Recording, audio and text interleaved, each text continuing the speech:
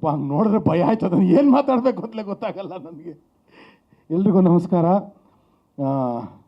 ನನಗೆ ನಂದೀಶ್ ಅವರು ಫೋನ್ ಮಾಡಿದಾಗ ಈ ಥರದೊಂದು ಸಿನಿಮಾ ಮಾಡ್ತಾಯಿದ್ದೀನಿ ಅಂತ ಹೇಳಿದಾಗ ಮಾಡೋಣ ಅಂತಂದು ನಾನು ನಾರ್ಮಲಾಗೇ ಇರುತ್ತೆ ಅಂದ್ಕೊಂಡೆ.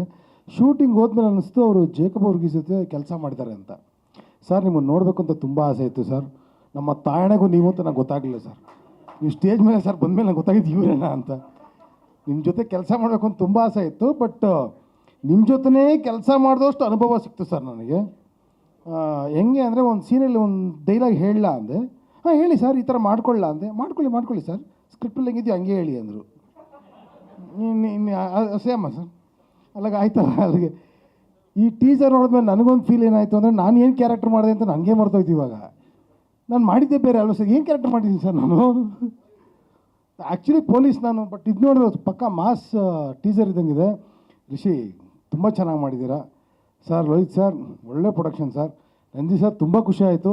ನಿಮ್ಗೆಲ್ಲರಿಗೂ ಇಷ್ಟ ಆಗುವಂಥ ಸಿನಿಮಾ ಬರ್ತಾಯಿದೆ, ರುದ್ರ ಗರುಡ ಪುರಾಣ.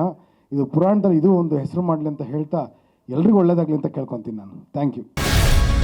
ಗ್ಯಾರಂಟಿ ನ್ಯೂಸ್, ಸುದ್ದಿ ಖಚಿತ, ನ್ಯಾಯ ನಿಶ್ಚಿತ.